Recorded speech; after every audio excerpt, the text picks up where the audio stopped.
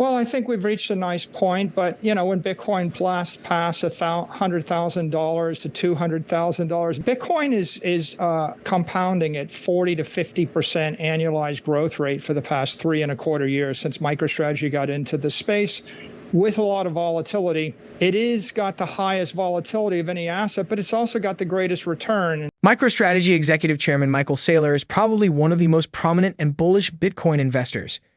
In addition to a hefty personal holding of about 17,000 Bitcoin, Saylor's software and business intelligence firm is the publicly listed company with the most exposure to Bitcoin. Last month, the firm bought another 155 Bitcoin for $5.3 million, which is only a small fraction of what the firm has spent on Bitcoin since it started buying in August 2020. According to the latest update from Saylor and MicroStrategy, MicroStrategy has 158,400 Bitcoin, acquired for a total cost of $4.69 billion or $29,586 per coin.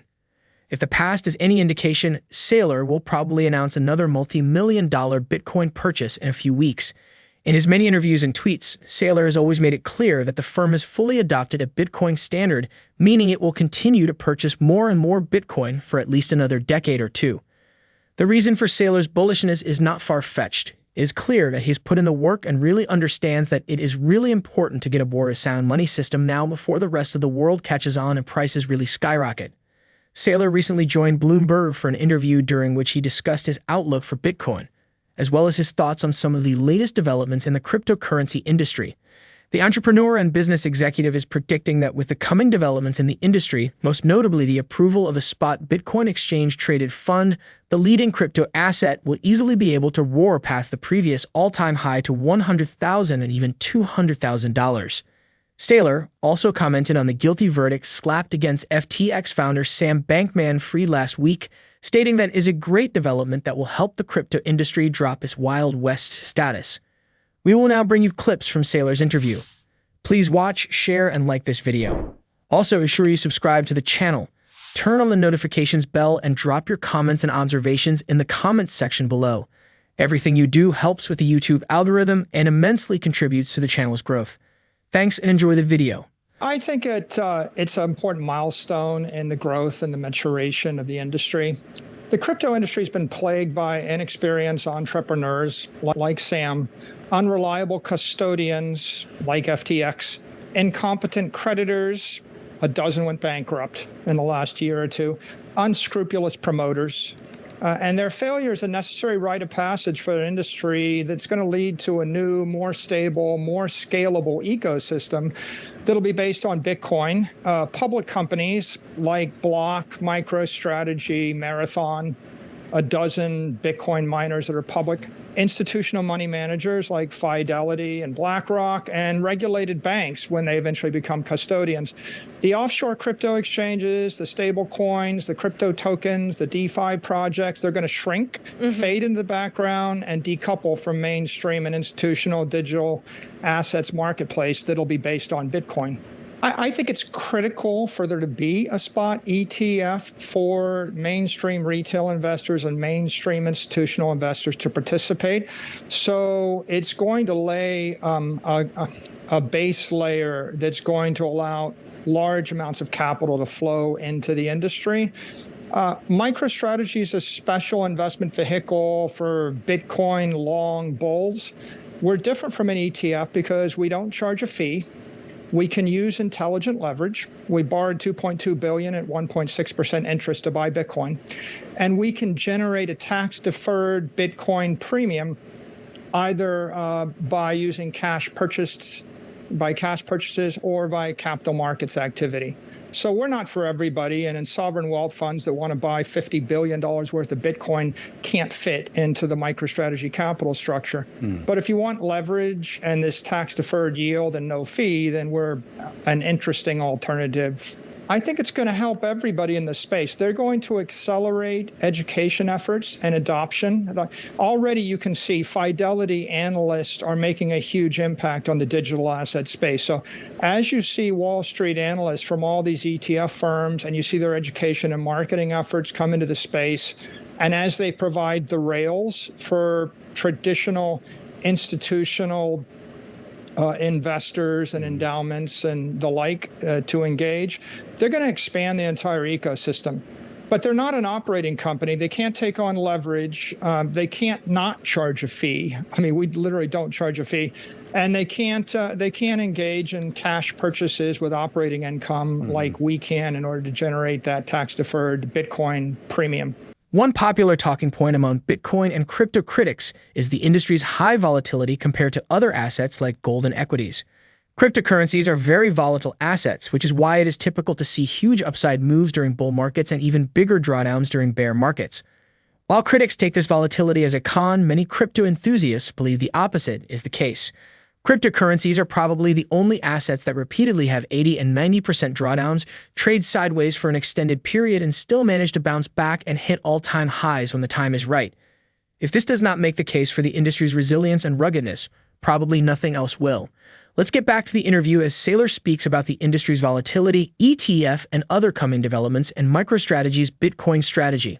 Well, I think we've reached a nice point, but when Bitcoin passed $100,000 to $200,000, maybe it'll trade from $250,000 down to $175,000, and people are going to be screaming the end again. Bitcoin is compounding at 40 to 50% annualized growth rate for the past 3.25 years since MicroStrategy got into the space, with a lot of volatility.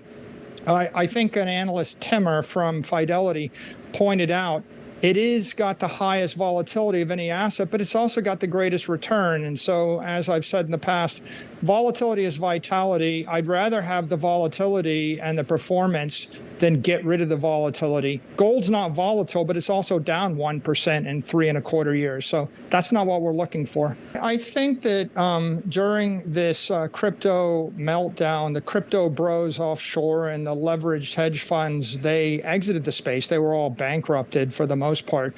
Right now, the natural buyers in the space are Bitcoin hodlers, the maximalists, the people that are sweeping their incremental cash flows into Bitcoin. It's almost impossible, very difficult for mainstream investors and mainstream retail to buy Bitcoin because there are just very few on-ramps. So the natural sellers are the miners, the natural buyers are the hodlers. The trading volume has diminished quite a bit. This is the lull before the storm. Once we get these ETFs in place, that will open up the gateway for mainstream retail and mainstream institutional capital to flow. And the halving in April is going to cut the available supply in half, and it's going to eliminate half of the natural selling. So this next 4-month period is very pivotal to the asset class. Take a look at the shares right now. They're up over 200% year to date. Could you use that to add more to your Bitcoin funds here? We have raised more than $1 billion in the past via ATM offerings, and whenever we did it, it was accretive to our shareholders. This $600 million vehicle will allow us to engage in more capital markets activity. As we're selling stock at a premium and then buying the underlying Bitcoin, we're capturing a tax-deferred Bitcoin premium for our common stock shareholders. So we're very thoughtful about when we do that and how we do that. And sometimes we'll do it, sometimes we won't. It depends on market conditions and where everything trades. In other news, Sam Bankman-Fried has been found guilty of all 7 criminal counts against him and now faces a maximum sentence of 115 years in prison. The 31-year-old MIT graduate was convicted of wire fraud and conspiracy to commit wire fraud against FTX customers and against Alameda Research lenders, conspiracy to commit securities fraud and conspiracy to commit commodities fraud against FTX investors, and conspiracy to commit money laundering.